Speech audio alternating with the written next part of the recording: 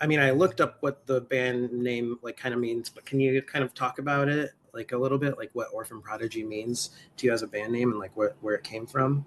So I started my career very young, and I think I was 11 or 12 in June 2001. And the first band name I had was that I really latched onto. I was going by back when like MySpace and Zanga and things like that, these blog sites were like a thing. Like my hand and AOL Instant Messenger, like my handle was the Reject, and I really gravitated towards that, almost like a badge of honor. And then my first band, we ended up getting into the studio. We had like a deal going, and they were like, well, you got to change the name. There's All American Rejects, and there's 1,000 bands called the Rejects. You got to change your name to so we don't get sued here. And so I was devastated by that because again, that was like my identity. And so with Orphan Prodigy, fast forward to 2025, last year, I wanted to put a positive spin on the idea of being a reject, but also, kind of advancing and moving forward. And so, orphan by itself may have kind of negative connotations, being alone and left behind, so to speak, or. Mhm. But when you attach prodigy, it creates a different color. I'm not saying that I'm a prodigy. I just want to make that clear. I've said it a million times, but it does lend itself to reality because I am the one writing all the material and stuff. But um, when you when I see orphan and prodigy together as a singular thing, it feels much more like the Rejects 2.0. It feels like a positive rather than a negative. Yeah.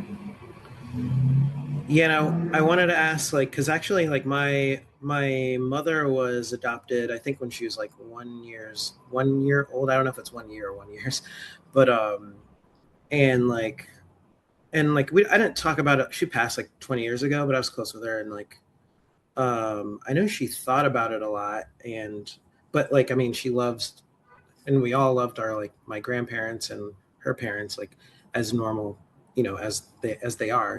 Can I ask how old were you when you were adopted? Yeah, I was a baby. I was born premature. My mother came from a very, Mexican Catholic background where, it Mm, was kind of, I was, born out of wedlock. So, yeah, she actually didn't even tell my birth father. And I only found that out recently.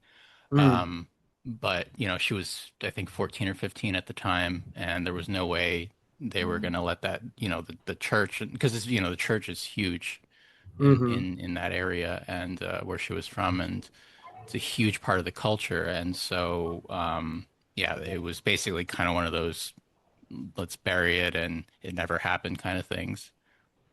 Is that attached to the name, like because you were adopted, Oh or yeah, yeah, definitely. I think it's like I said, the reject, that's like the first thing that really took place in my life. That was the first event, right? I mean, straight out of the womb, I was, in my it's weird. It's like one of these things that I can't fully encompass or embrace as an emotion, but I know it's there and I know it's happened.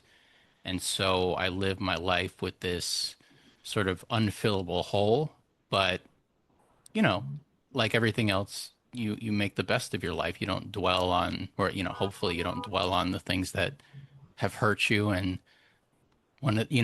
Danielle's my best friend, and, you find ways to fill that with positivity and music or from Prodigy being one of those things, good friends and family.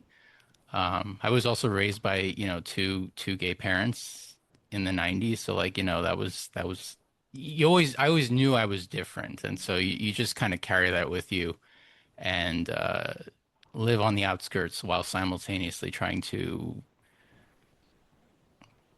make the best of it. yeah,